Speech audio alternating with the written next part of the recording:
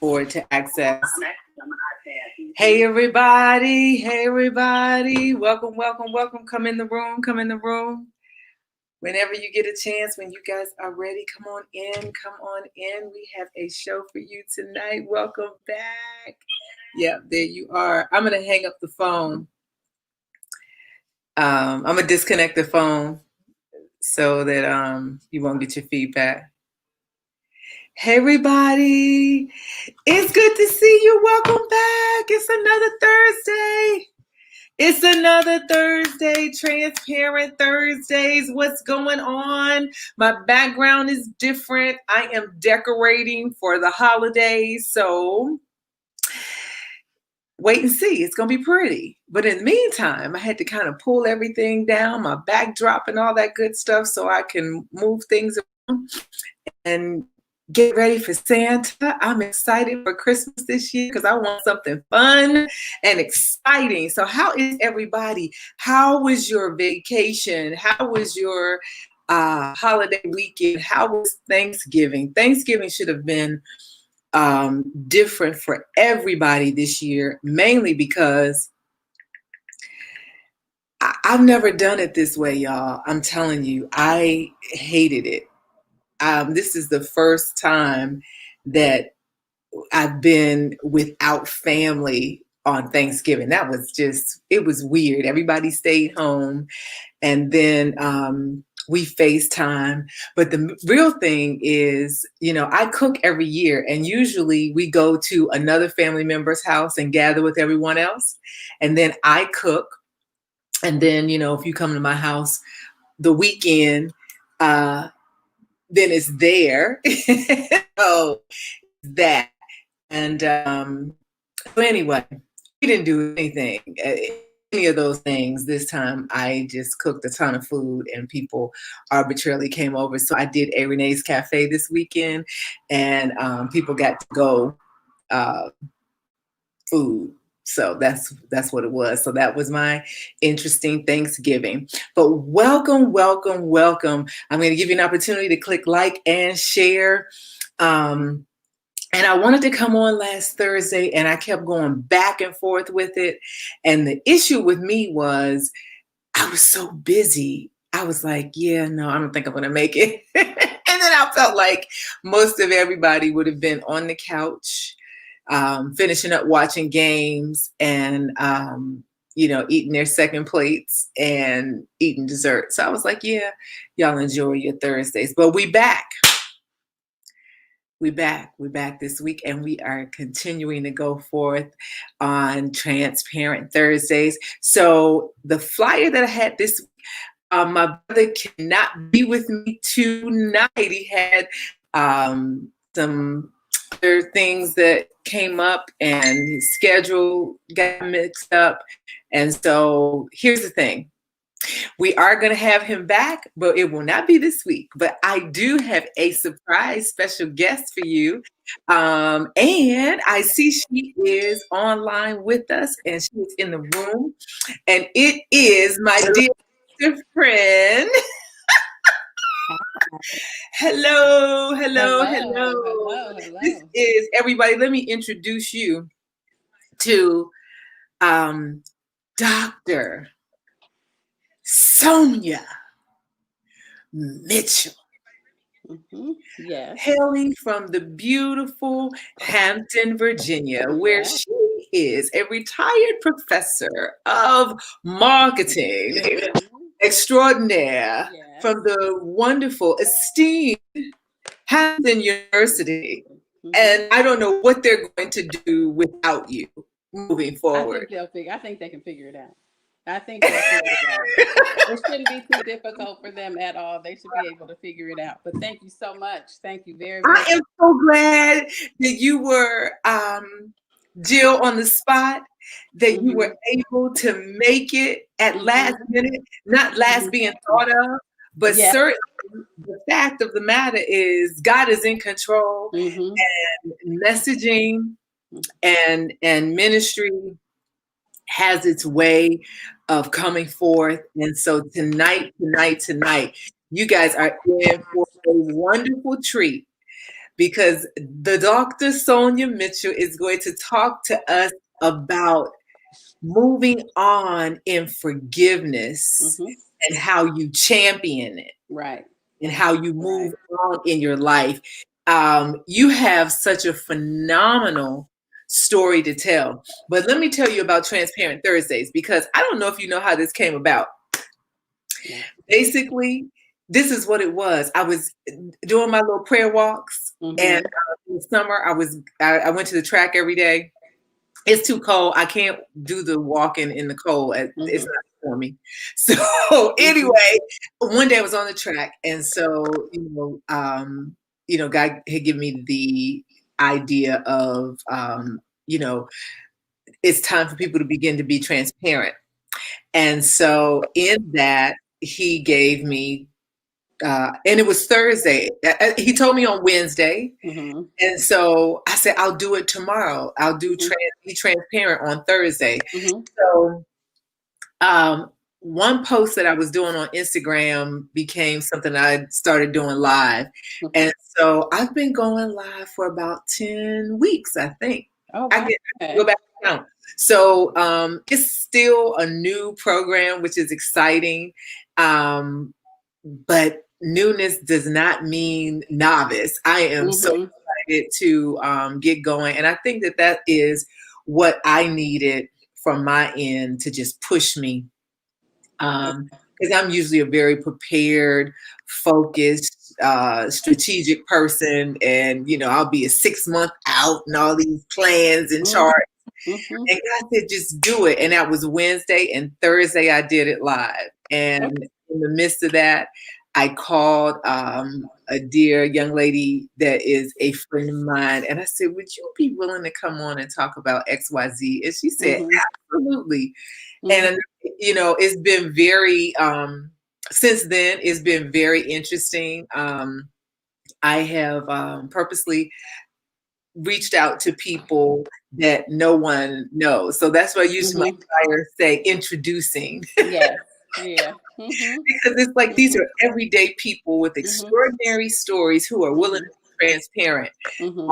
about things. And, in your line of work, I'm sure you're definitely familiar with the fact that um, a lot of times people are willing and able to have candid conversations with complete strangers. Mm-hmm. Mm-hmm. I can sit down and tell you my innermost, deepest thing Mm-hmm. to somebody at the bus stop. I feel like I'm never going to see them again. Right. Right. Right. Exactly. So I find that we're mostly transparent with people whom we don't know well, who won't judge us, and Mm-hmm. they'll just listen and hear. Mm-hmm. So that's what this platform is here for. Mm-hmm. And I feel along the way, it when I deal with people and they come on and they're transparent, it helps other people. It gives hope, it Right. gives encouragement, and it gives Right. release, and Right. it puts words to emotions that people can't unpack for Mm-hmm. themselves. Mm-hmm. Mm-hmm. So, and and you are the beast at Mm-hmm. that. Mm-hmm. Yeah, So, that's kind of that's what I do. I mean, one of what you said in terms of having that stage and having that platform, that's one of the things that I really enjoyed about being a professor at the college level because it's like that was my stage and I took a topic, a discipline and talked about it, but I could do with whatever I wanted to do with it and bring it to life. And if I wanted to use some of my own life experiences to do that, I could do that too. And so I totally understand what you mean about that. It's like you can, no one's judging. The students aren't going to judge me because they want definitely to agree with everything I say so they can get a good grade. You know that. But the last thing they want to do is judge me. Every once in a while, you get someone who will be bold enough to say, yeah, but I don't agree with you, or I don't see it that way. And then we can have a discussion. But I understand what you're saying. It's like just to have a way or have a platform or be able to just talk about your life. It's therapy. For me, it was therapeutic. It's therapeutic to do it. And it's worked out. That's how I ended up getting this book. It's yeah. called Until It Happens to You. And if you can see, and you have to, um, I am not as technologically savvy as you are. Um, so you have to forgive me. I'm doing the best I can here. So, but hopefully it's something that can be seen. And I do have website as well too, so we can put that up at the end. But it's Yep. until it happens to you, and the thing that's there is the journey of understanding, acceptance, forgiveness, and love. So it's a process, it's a journey. Yeah. And one of the things that I talk about that the back cover totally illustrates is that it's me being transparent, telling my story about my life in hopes that someone else will see themselves in the pages through me, and it Yeah. will help them. So it's not just about me. You know, I feel like I've been put here for a reason. I feel like God has used me and is still using me as a vessel to help other people, because when I have the opportunity to discuss my book or one of the topics, that's what I'm finding is that I hear people all the time saying, wait a minute, you're telling my story. Oh, hey, that's my life. That same thing happened to me. And I just was afraid to say it, or I was afraid to tell it, or I didn't know how to tell it. I just didn't know what to do. So Mm, it gave me a chance. So, yeah, transparency. If I had to choose a middle name for myself at this point in my life, I think I would call myself Sonia Transparency Mitchell, because that's who I am and that's what I've been. So, Sonia T. Yeah, Sonia Transparent. So, I've used it. It's worked. It's working. It's blessing others, not just myself. It's totally blessed me. I've had some things that happened to me in my life that I never would have thought. I was talking to my husband the other day and I said, you know, I never in a million years would have thought that what's happened to me would have happened. Stuff you see on television, not yeah. in your own life. Not yourself. So, but it didn't break me. It's nothing that's caused me to be broken. It's, how can I say it? The things that have happened to me have helped me to evolve into someone who I think is a better person, a more understanding person, a more God fearing person. I mean, when we talk about the scriptures that say, "Be patient and wait on the Lord, wait and be of good Mm, courage." That's me. That's me yeah. all day. And so I can share with others the benefits of just being patient, about the benefits of just waiting, not being so quick to, not expecting things to happen the way that, especially this new generation of millennials, well, the millennials anyway, they're that microwave generation. They want answers, they want things right now. But I'm That's here to right. tell you that things don't happen overnight. Your answers don't come overnight. They come, but they will come in God's time, not in our time. Hmm. That journey. Yeah, that journey. So my transparency, it's all in here. So anyway, I didn't mean that. I don't know if we were supposed to go there with this or not, but you know me. You start Yes. talking, I start talking, and that's just what we do. So that's what we do. Absolutely. That's what we should be Yeah, doing. For yeah. sure. Where does the story begin with you, Sonia? When you do your when you were doing your book tour Hmm. pre-pandemic, Hmm. where did you begin in telling this story? My story actually has been going on for a very long time. And actually, what worked for me, I used fiction to tell my story, if that makes sense. What I did was I changed names, I changed places, locations, to make it fit. So the only thing that will be different, if you don't know me, you wouldn't know that it's me. If you didn't Yeah. know about my life, you would not know that it's my life. People who read this will say, "Oh my God, I had no idea. I had no idea that was you." But yeah, it's me. It is me. So what I did, I actually first started just writing things down. I started just jotting down notes here and there about, how you have an experience, something happens to you, and you just take a pencil and you just like jot it down. So I did that, and I did that so much that I had like a notebook, a folder full of information. And as I would have discussions or talks with my friends, some very close friends, one of my very best friends anyway, and she would say, well, you need to write a book. And I'm like, I'm not writing a book. Nobody cares anything about me. And she said, no, trust me, people will actually be blessed by your story. So another one of my really good friends said the exact same thing. So I decided that I would give it a try. But it wasn't until this life changing experience happened that it actually went from um, folder to an actual book. So my journey starts, the book starts from me as a baby.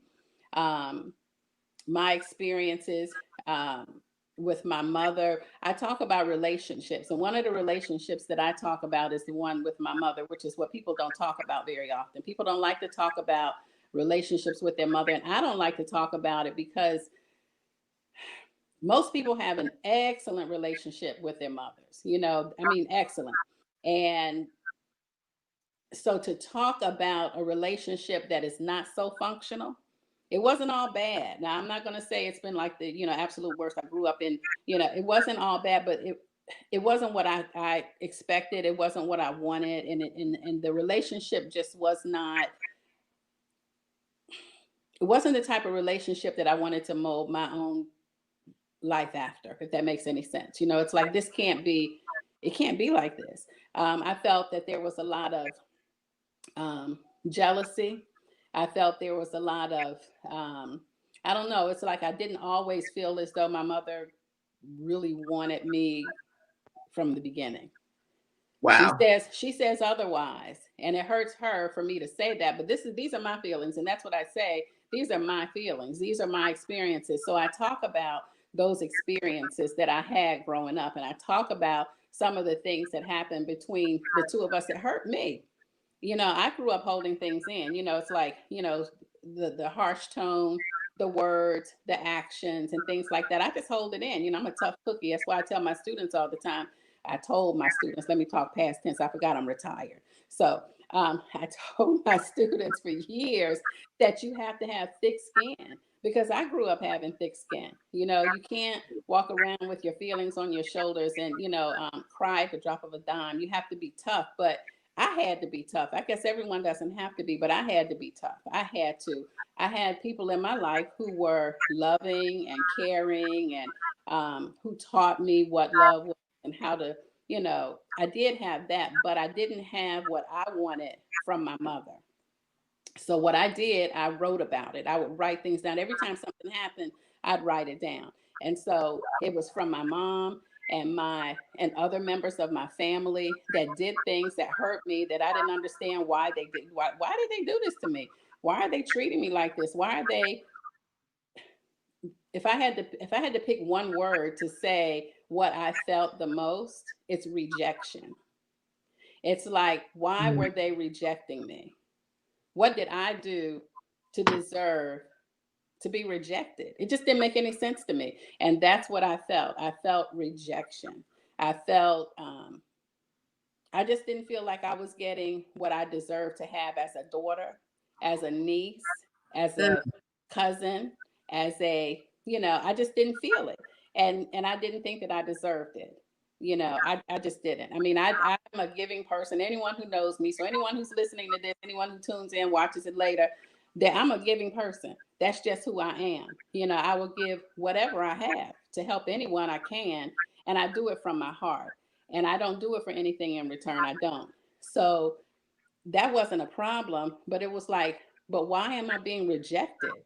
It came to us, it was a certain point about 6 years ago when it was at its height, that Mm. rejection. It was at its height. It was like, okay, my husband talks about it, and he says that he thought that he was going to have me committed at one point. I didn't know this. I had no idea. It's like he had these No things. He way. did. He said because I don't know the actions. I mean, that's a story he'll have to tell. But he said that he thought that I was. I don't know. I can't tell you the behaviors that I was exhibiting because guess what? Nobody on the outside could see it.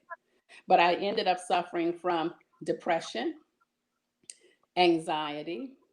I ended up with hypertension, on blood pressure medicine. I ended up being diagnosed as a diabetic. So I'll say that to you because stress did it. Those things on the Wow. inside, your insides can do things to you physically. Mm-hmm. You understand, and but so you have to learn how to Exactly. control those things. So I suffered from anxiety and depression, and I'm here to tell you right now that it's been 2 months now since I have thrown those medications. I've thrown them away. I no longer Yes, take it. I don't take them anymore. I decided I'm not doing this anymore. I'm not going to let people cause me to have to take medication. You understand? So I threw them away. The medication that I was on, and I mean, I know it's live, and I know this is out there, and anyone can hear it and see it. But I don't know. I don't care, because what do we talk about? What you say? This is about transparency. Transparency. That's me. Exactly. That's me. I decided it's not going to happen anymore, not for me. So I don't take the medication anymore for depression and anxiety. I do not, because that's not going to control me. That's not what defines me. I'm not going to do it. So, but that's where I was 6 years ago. And so up until a couple of months ago, when I finally, realized that my life is actually okay. I'm really okay. I don't have to be depressed. I don't have to be sad. I don't have to be anxious for anything, right? Yeah. I don't have to Yeah. be anxious for nothing. And that's where I am. So I'm not anymore. They don't define me anymore. Um, so I write. That's what I do. I write. Um, 5 years ago is when I found out that one of the things that probably caused the rift in the relationship that I had with my mother was because she had a secret, and for whatever reason it was her secret, but it was my secret. I was the secret. So that's what happened. So I realized, okay, so when you hold things, when you hold on to things, you affect so many people. You affect lives, and it affected my life. So she was holding on to a secret, and I think that's what actually affected our relationship. And so now that secret has been revealed, and I don't know what's going to happen at this point, but the secret is out, and it worked out. It was great for me. You know what it is.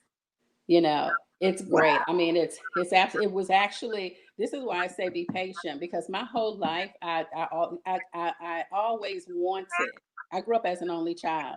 I have a brother that I grew up with. Um, I didn't grow up in the same household with him. He and I shared the same father. Um, but I wanted my own brother and sister for some reason. I kept wanting my own. It's like they have to be out there somewhere. They have to be. I Wow. want my own.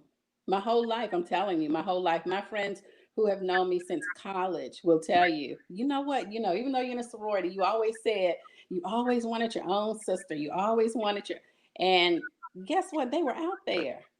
Hmm. And I just didn't know it.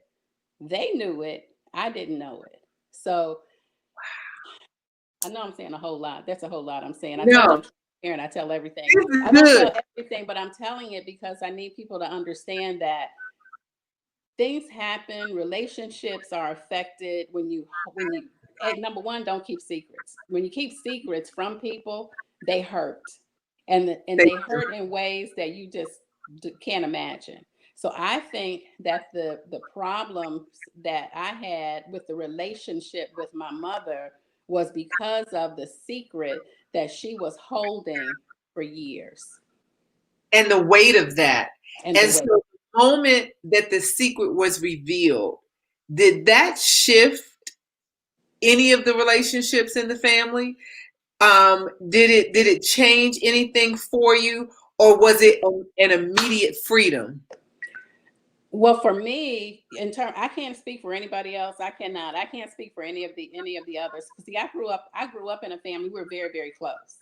We were Yeah. very close. But then some things happened along the way in my adult life some years ago that shifted things that did not know. I didn't know it was happening.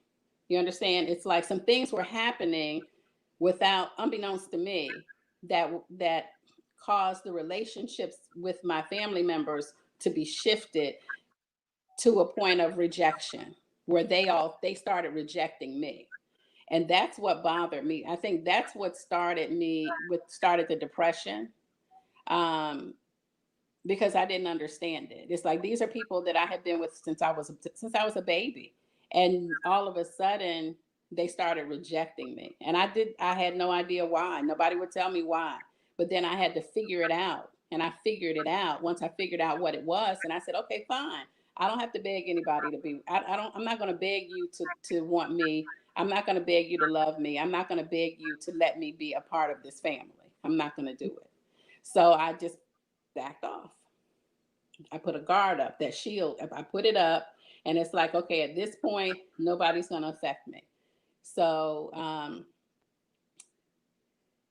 I started writing. That's when I started writing more, Yeah. and writing helped me. And then one day, like I said, what the only reason why this was published, the only reason is because the title, you see the title, it says until it happens to So it you. happens to And you. and the reason for that title is because when I would talk to people, they would say, but you should do this, or you should do that, or maybe you should do. And so I would say, you know what? Until it happens to you, you can't tell me what to do, because these are my shoes that I'm walking in, and you don't totally understand. You have an opinion, but you don't totally understand. So until it happens to you, you won't get it.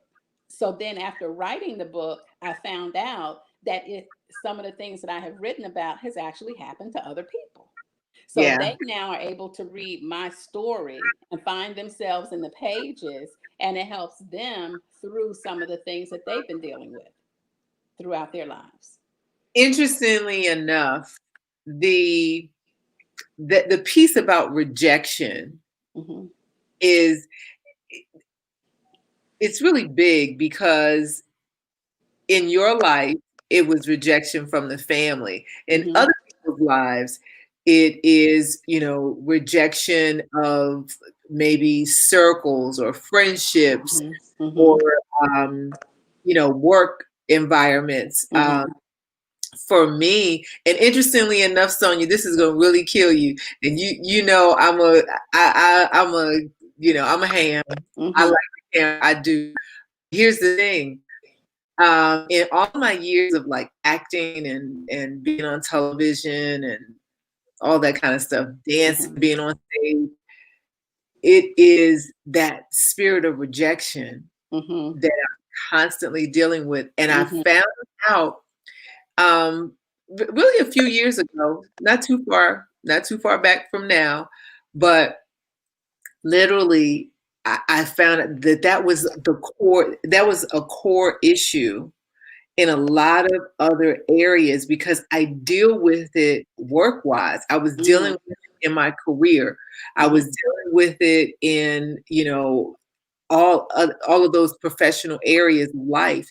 And so then it started to steep over into my personal relationships. Mm-hmm. And just that I'm like, why? What is that thing about rejection? And then continually having to get up and smile, Right. Exactly. Right. and work through Right. it, Mm-hmm. and Mm-hmm. almost it being a catalyst Mm-hmm. for your strength in Mm-hmm. a Mm-hmm. weird way. Right. Right. So that being the core Mm-hmm. of all of this that was going on inside of you, Mm-hmm. causing you anguish, causing you Mm-hmm. physical Mm-hmm. illness, Mm-hmm. Mm-hmm. taking on Yeah.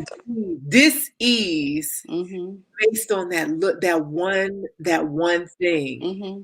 So how Mm-hmm. do you get past the weight of that? And then once you get your release Mm-hmm. of no longer living in a secret, Mm-hmm. how do you walk in the power of forgiving? Mm-hmm. Because that's years. Right. And for you Right. to say 5 years ago, Mm-hmm. 5 years. I'm just transitioning. 5 years ago was the start of a whole brand new Mm-hmm. life. So God Yeah. has to give you Mm-hmm. Mm-hmm. tremendous days to come Mm-hmm. so that Mm-hmm. you Mm-hmm. can live again. Right, right. That's my ladder. So that's why I look at that scripture where it says your ladder will be greater. Yeah. That's the way I look at it. And so you know, the process for me, which is another thing, and I don't mean to keep raising this up, but the journey, it's a Until journey it of happens to you. understanding, right there, understanding, get my pen out like I'm a professor again, understanding, acceptance, and then forgiveness, and then love. So you got to understand first, Andrew. You got to understand what happened, Yep. what happened. You know, you have to understand the people. You have to put yourself in their shoes. And that's why I say, it's like it had to be hard to hold on to something for so long and still look at people who were being affected by what you were holding on to, that secret. You know Yeah. what I mean? So Yeah. I had to understand that it wasn't me. I didn't do anything. I didn't do anything. And even some of the other situations, because I talk about several, I touch on several topics in this book. But in each one of these situations, I had to understand um, first what my role was. What role did I play, if any, if any? And then I had to accept it because it's gone. Yesterday's gone. So I had to accept that yesterday is gone. There's Mhm. nothing that I can do about it. The only thing that I can do is make sure that I understand everything that happened the best I can with whatever information I have. Accept it and move on. And the way you move on is to forgive. So I had to forgive, yeah. And see, forgiveness is not just about forgiving others. I had to forgive myself. It's like forgive myself for whatever role, whatever it was that I had, whatever it was. So I forgive, you forgive for yourself. You don't forgive for other people. That's Yeah. what one thing that a lot of people don't understand. You don't forgive for other people. You have to forgive for yourself so that you can move on. Because if you don't forgive, you have a hard heart.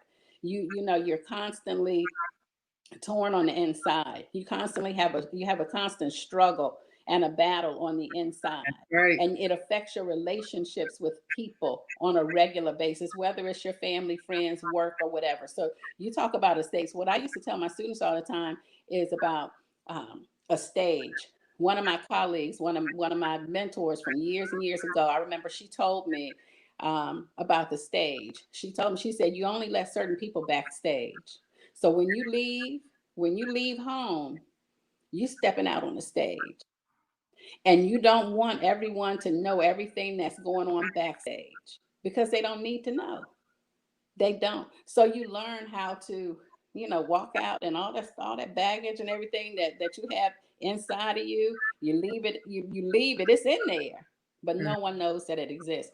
But what happens? Something. You know how you say people.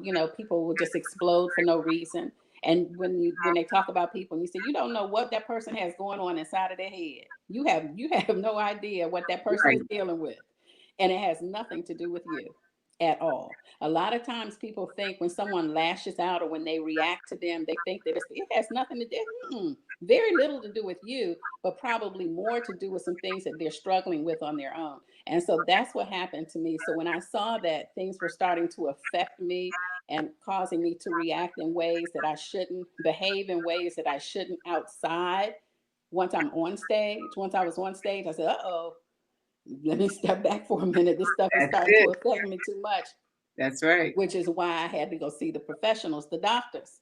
And That's so it. that's when I had to, have something to help to control me, to make sure that I didn't overreact, to make sure that I didn't, do something that would cause me to say, I don't want to say anything to hurt anyone's feelings. I don't want to do anything to hurt. I don't, that's not who I am. It's not what I want to do at all. So my journey, understand, accept, and then forgive.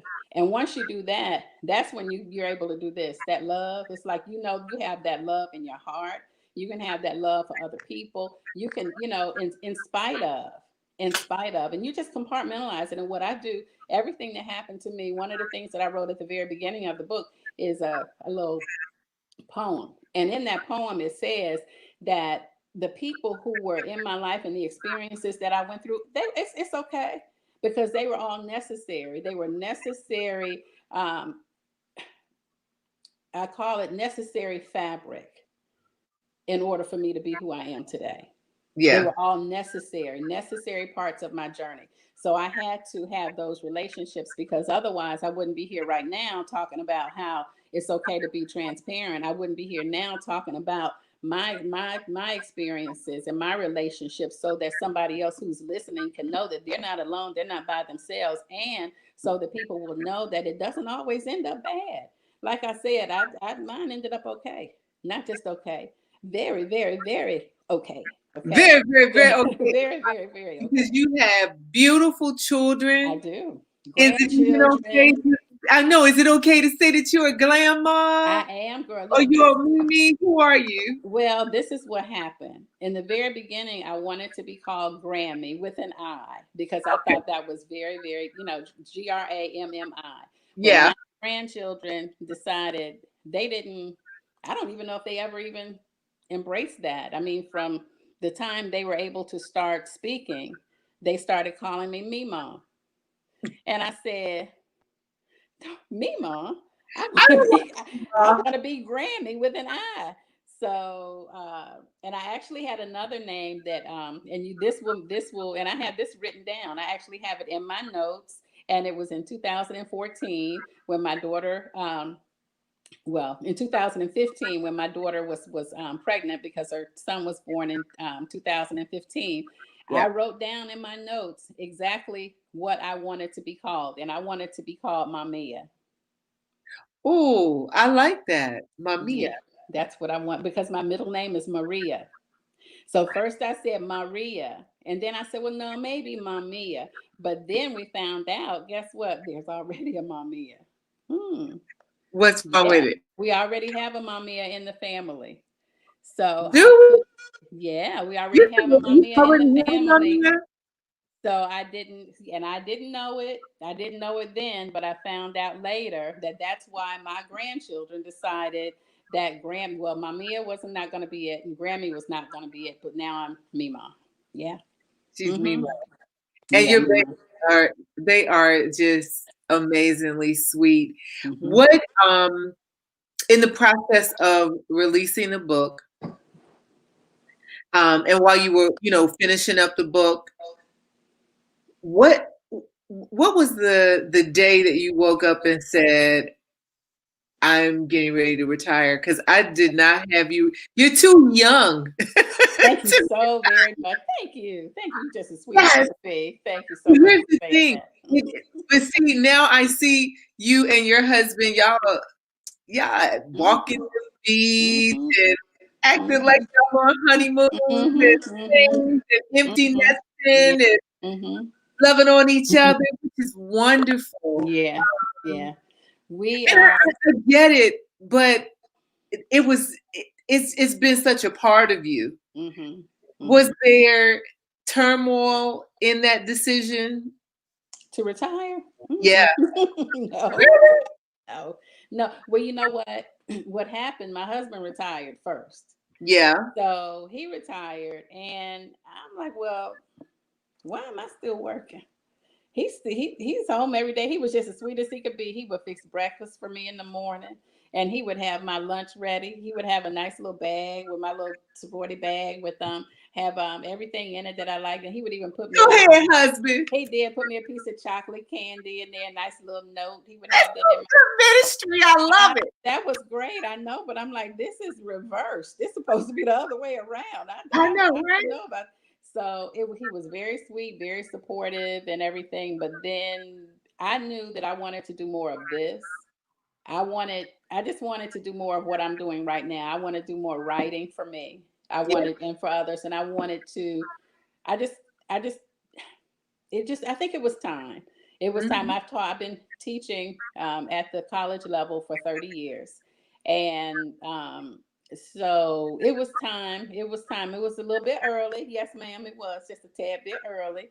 Yeah. But he helped me to make the decision, and then COVID came along that helped me to make the decision as well, so when the pandemic hit, the whole everything just changed, everything, so many things changed. So health wise, and so many things happened, and I just made the decision.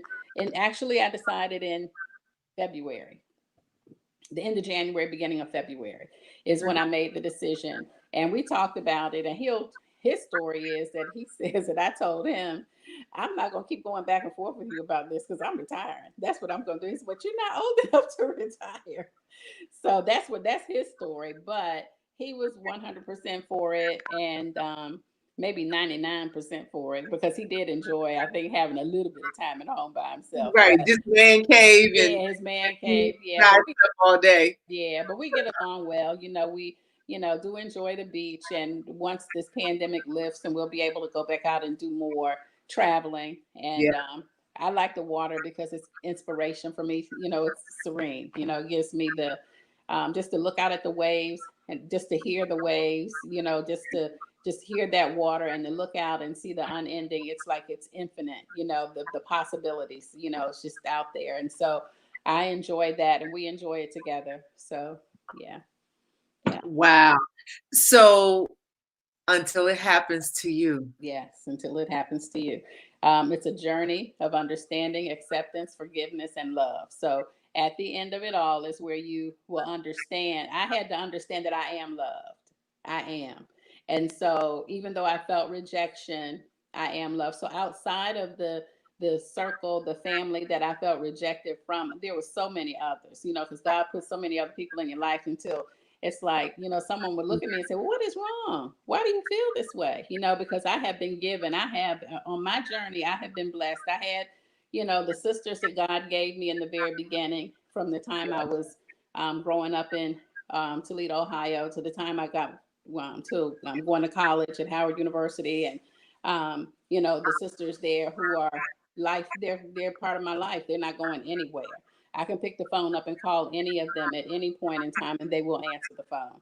Um, and I have others who have been, who we've met, our neighbors. We have neighbors who are like family. I don't know. I mean, it's like I was not by myself, but it was like the ones that I wanted didn't Yeah, want me anymore. You know what I mean? Does that make sense? yeah, Yeah, yeah. it's like they didn't want me anymore, and I just didn't get it. I did not get it. But right now, so people will ask a lot of times, well, where is it now?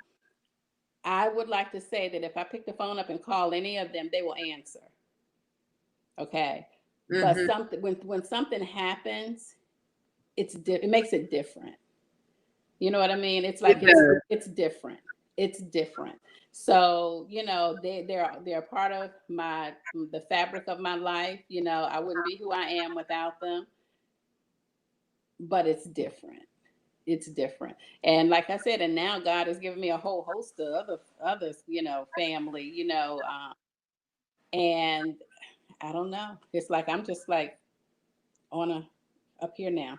I don't feel rejected anymore. I don't feel like I said, the anxiety, the depression, and all of those things, they're gone. Yeah, I do still have it with travel. I fly in and stuff like that. But as far as what I was feeling in terms of the rejection, I don't have that in my heart. I don't feel it. I don't feel it anymore. And like I said, if I pick the phone up and call any of those from my past, I would like to say they would pick up the phone. If I send a text message, I would like to say they will respond. But it's just different. And I think they would agree. exactly. Hmm. And it's okay for it to be different Hmm. Hmm. because this is the way I see it. This is my outside looking in. You had decades of Hmm. time with them, 5. 5 decades.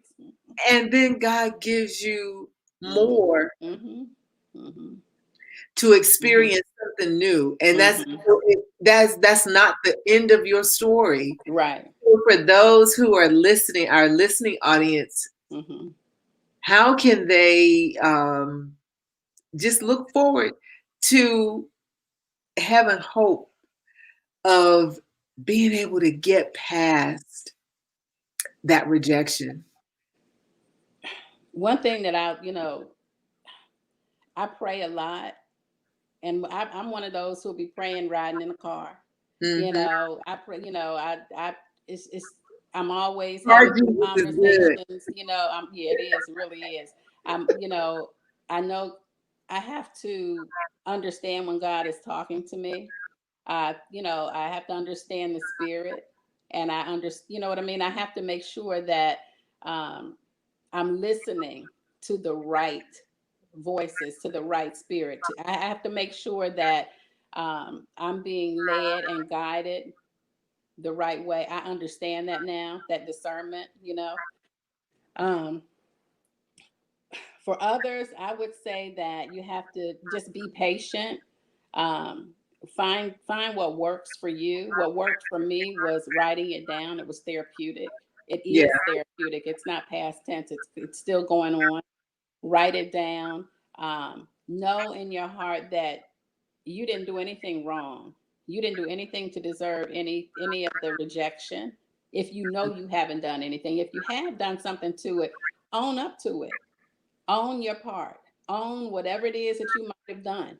Because I'm not saying that everything that's happened, um, or everything that happens with people, that no one's guilty of doing anything themselves. That's not what I'm saying. What I'm saying is that's that part of understanding. Understand what it is. Make sure you understand what it is that happened, what's going on, what your role was. And then when you do accept it as part of your past, that's back there. It's hard for people to let things go. You got to right. let it go. You got to let it go. And once you're able to let it go, and that's a hard part. I'm telling you, it's not like this is rocket science. It's not easy.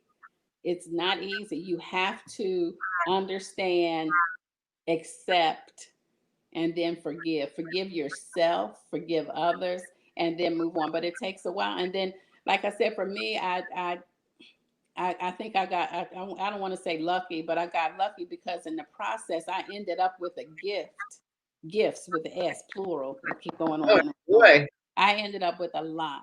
I did. So I feel like God has, had things in store for me, but I just had to wait and I had to go through some things first. Yeah, I had to travel down some roads first.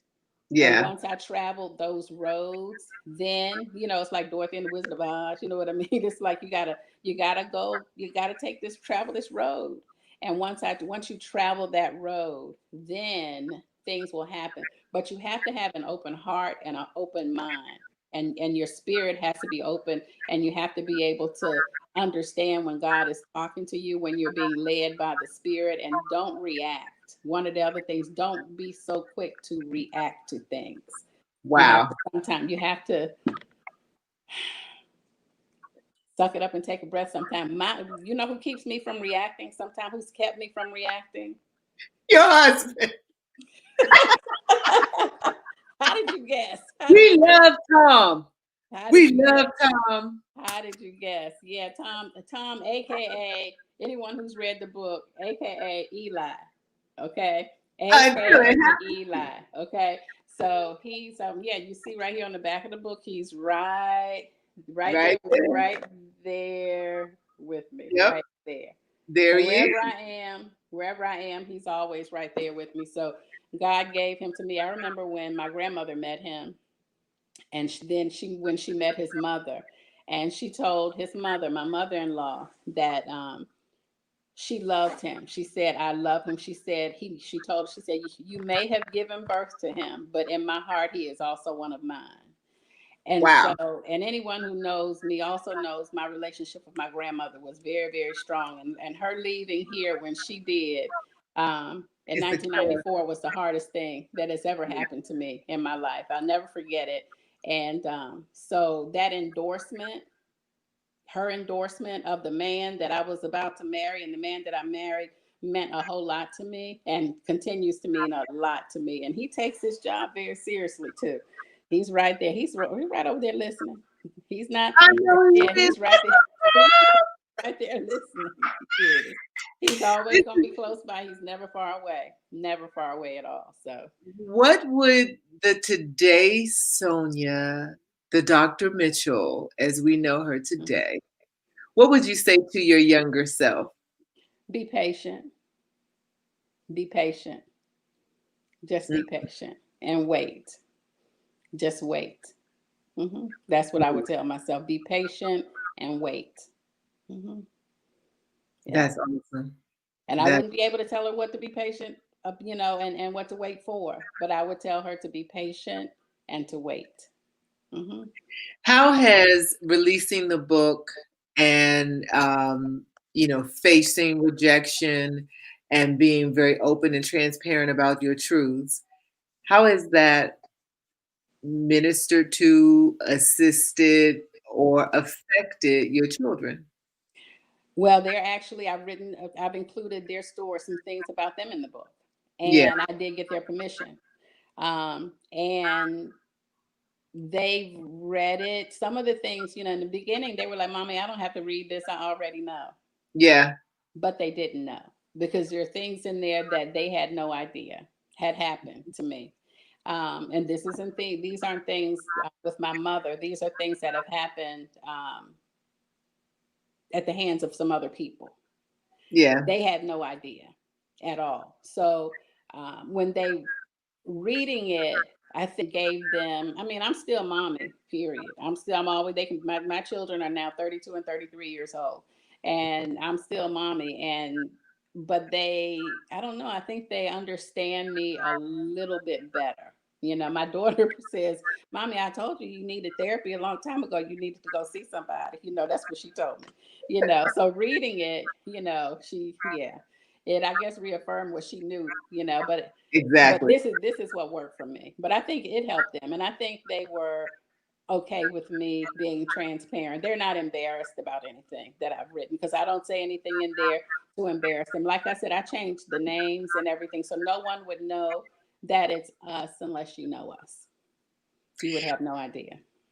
What would you say about now? Here's the thing, it's something about our community that still feels that therapy is taboo, and therapy means that there's something deeply wrong, when Hmm. therapy actually means that you're growing, and Hmm. it's a cathartic process to Right. getting you better, to Right. be your best self. Hmm. For the listeners who don't want to go to therapy and know Hmm. you have some issues, you need to Hmm. talk to somebody. Hmm. Your girlfriend, cousin, Right. mom, Right. daddy, all those people, they Right. are not equipped to deal with your issues Hmm. Hmm. on a Right. deeper level. Speak to that. What I would say is don't be ashamed and don't be afraid. Right now, there are benefits that are available through your job. A lot of people don't know that mental health is a part of your benefits. It sure So is. just like you pay a copay to go and see about your foot that you think may be hurting or your ankle that you've sprained, and you pay that $35 copay, you pay the same $35 copay to see someone, to talk to someone about some things that may be hurting or bothering you. They can help you through it. There are people who are trained to do it. Back in the day, we didn't have the people who were trained, we didn't have the benefit. We had to pay out of pocket. Now we have that, as most of us who have insurance, that's part of the coverage that you have. So it's more available to us now than what it was before. Yeah, Um, for those who don't want to go, um, still find someone to talk to. Don't hold it in, or find some way to get it out. For me, it was writing, and that's what I'm saying. I didn't. The reason I didn't go, and I put this out there too. One of the reasons I didn't go is because professionally, I know a lot of people, and I just didn't want my business out there like that. I yeah, wasn't as trusting. It's like I know, in the community where we live, it's not, not like we're in California somewhere where I can go over to a whole nother city someplace and no one will know me. It's a very right. small Just walk community. around. Yeah, so Yeah, I was not it's a really big wanting community. to, yeah, I didn't want to do that, because I more than likely would know. If I didn't know the person, Hmm. I would know someone who knew them, or they would know someone who knew me. So I Wow. was kind of guarded. So I decided, that's why I started doing what worked for me. I also, I'm mental health first aid certified. I actually did. I'm a trained not I'm trained to be able to recognize when there is a or someone who's suffering or may actually be having an episode. I did that, and I did that for me too because I wanted to understand me better. Yeah, That training helped me to understand me better, and it helped me to understand some other things, even with my relationship with my mother. That's something that has always bothered me, and so that training helped me to understand that even better. So I would say use whatever resources are available to you. Don't be afraid, don't be ashamed, check into it. If you have that available as a part of your insurance coverage, use it, it's there. If yeah, you don't want to do that, find something else that works for you. I write, it works. I'm telling you, when I hit the button to release this It was a button. You literally push that button to release it. And Wow. like, okay, now it's going out. I have no control over it anymore. Once I did Woo. that, it was like a load was lifted. It was lifted, and I felt so much better after having done that. And so the next one, which is the sequel to this one, which actually finishes off this story, and then I can move on to something else, because I get what happens. I have people saying, "But what happened? What happened? Where is, how is the relationship now? Or did you Yeah. find out about this? Or did you find out about that?" They want to know. So I have the sequel. That's what's coming up. And that will be out in January.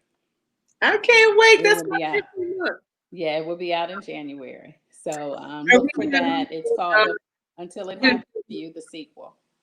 okay, so it's Until It Happens to You Part 2, It's the sequel. the Yep, sequel. it's it. Yeah, it's going to end.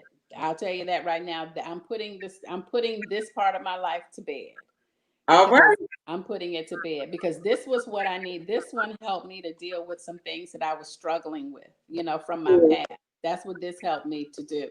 And so the next one just answers some questions that I know several of my readers have, and I feel I deserve, that I owe it to them, to give them the answers. So it answers some questions that were lingering from this one.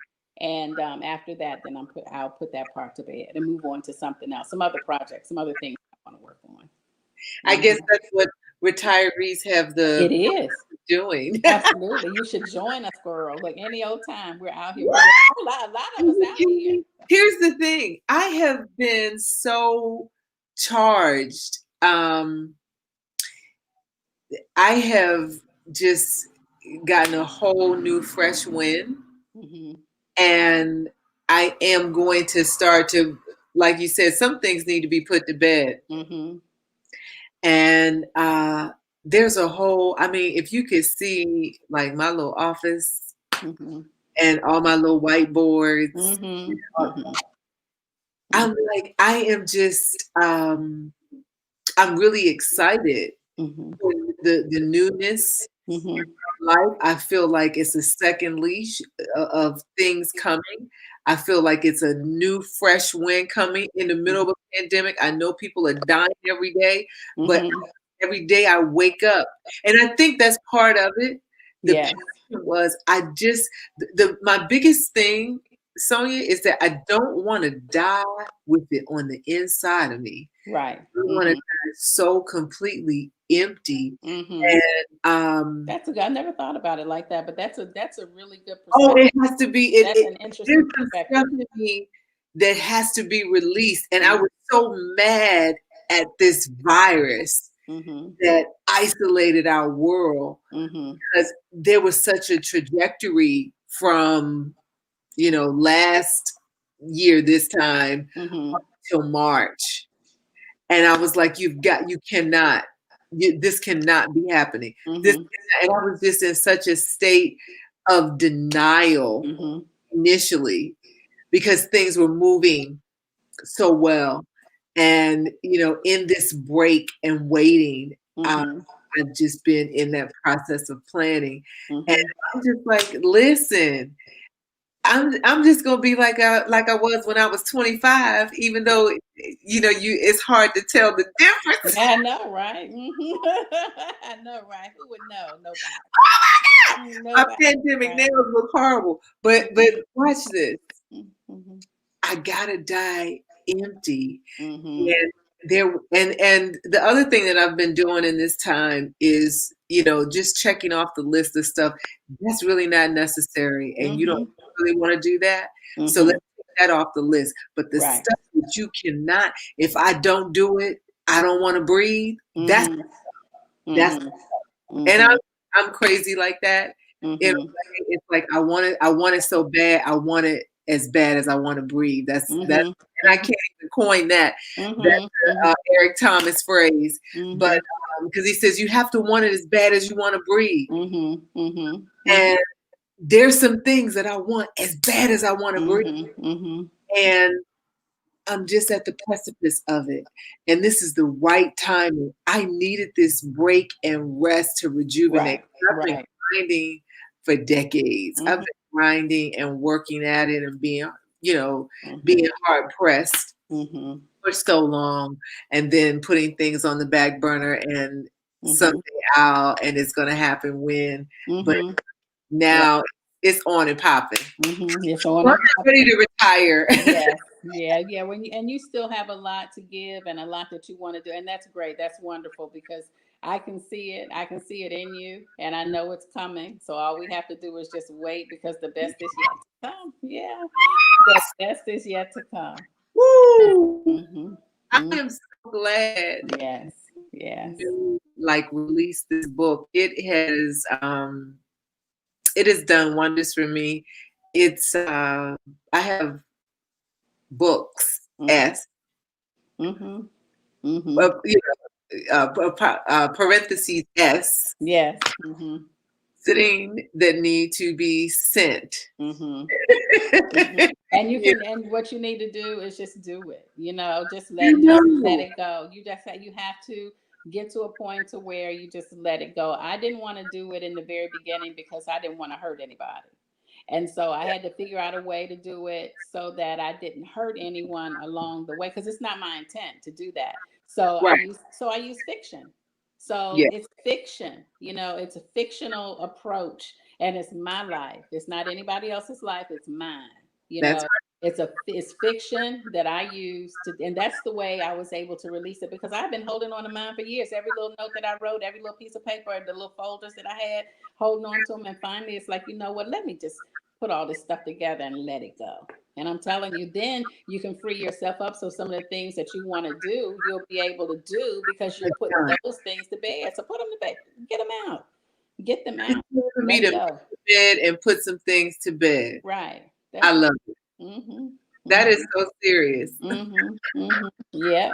Yeah. Let it go. Let them go. Gotta That let it is go. so serious. Mm-hmm. I'm so glad that you came on. Well, thank you for, yes, for the You have opportunity. been a tremendous blessing. Well, first of all, the gift of gab is in you. What can you Mhm. tell us real quickly about marketing? I know in a minute this is well, you're going to use it in your new transition of life, but Well, what's your deal?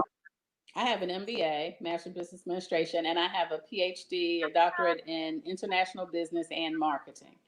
Mhm. So I can teach it all, tell it all, explain it all, and do all of that. But it's different when you practice what you teach. It's totally different. I still have a lot to learn because things are different today than they were. Yeah, I taught strategy and, research and things like that. But this is different. This is different. It took my sister Jamel to push me to do this right now. She's like, "Come on, sister, you can do it. You can do it. You can do it." So that's why I'm here. So I have to thank my sister for pushing me to do this with you because I said, it's the pandemic. Maybe she has somebody else. No, she's like, "No, you can do this. You can do this." So I have to thank her, and so she's the one who pushed me out here. So marketing, what I say is use your resources, and they come from all kinds of directions. I have my best friend Elaine Dillard. She's my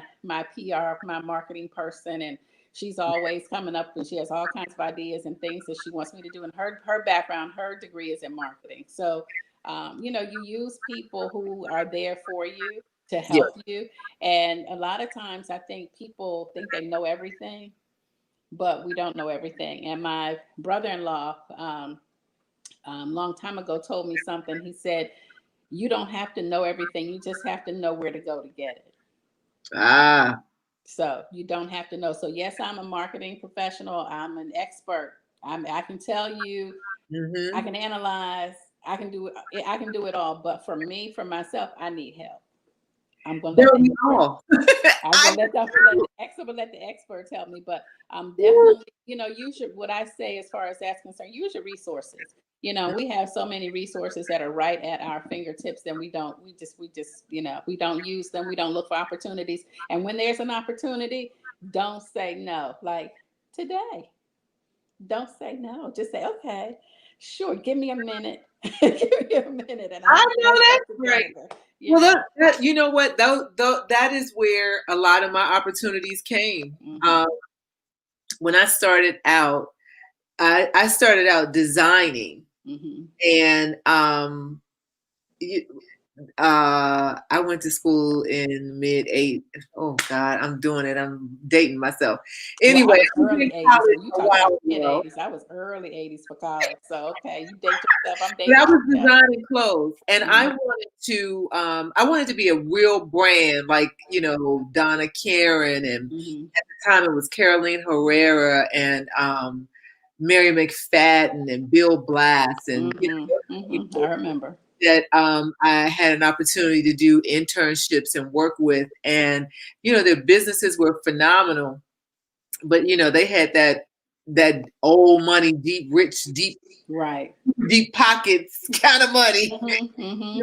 which is what design takes. And lo and behold, out of nowhere, someone asked me to design something for um, a young lady, and she was running for Miss Black America, and Mhm. that one design situation led me to this, because Mm. I wasn't in television. I didn't go to school for journalism, Mhm. communications, and starting to work with her from a design perspective pulled me into the whole television and film industry. And Mhm. when I got on the set, and then my one of my professors in college, she was a makeup artist part-time. That was her side hustle, and she worked in film, and Mhm. she knew I knew how to do makeup, and so she started introducing me to working in the film industry. Mhm. um, Back in the mid 80s. And so that shift led me to, and I was like, well, I've always been on the stage, but just that shift and those opportunities of Mhm. somebody not showing up and me being ready. Right. That And right. the opportunity of I remember when I was I became a makeup artist, Mhm. and I was a makeup artist to the stars for a good amount of time. And at the time when it was my day, I was like the only Black person that knew Black makeup. And so when anybody would come to town, would come to the news stations or come to the Mhm. TV stations for promotion, and they were Black, they Mhm. would call a Renee. Mhm. And Mhm. that's how I got started. And they would call me, and I got a call one day, and Mario Van Peebles was in, doing press junket in DMV, and he wanted to have a makeup artist traveling with him. He gave everybody the Hollywood thing. Mhm. It has to be a Black makeup artist, because I guess you Mhm. probably send him somebody white. Mhm. you Mhm. and for my white friends, it's okay, but there's Right. a difference in the melanin. You have to know Mhm. how to, Mhm. apply for the coloring Mhm. and Mhm. getting in front of the lights. And so from there, it just started me, working with like tons of celebrities. It's crazy, but I was always ready. I always Mhm. showed up. And a lot of times I would get that call, and I would be at work, and I'd be like, I have to leave right now, Mhm. come back Mhm. tomorrow. And Mhm. I've lost a million jobs over crazy You're right. Doing what opportunities. you want to. Like, Yeah. Mhm. you know, Mhm. taking that opportunity and Mhm. in that moment. Mhm. And I still live in that. So, Mhm. Mhm. it has its downside, but when it's good, it's good. It's good, right? Yeah. You, And yeah. favor. Yeah, absolutely. So I did a little bit of that today. I just kind of, it was an opportunity and I got a phone call and it's like, okay, let me do that right now. Okay, I That's can do what it. it I is. can do. That's how I can use you to help me with some makeup though, girl, because yours is on. I'm telling you, I see it. I see it. no worries. But the next time I'm in Hampton, Yeah.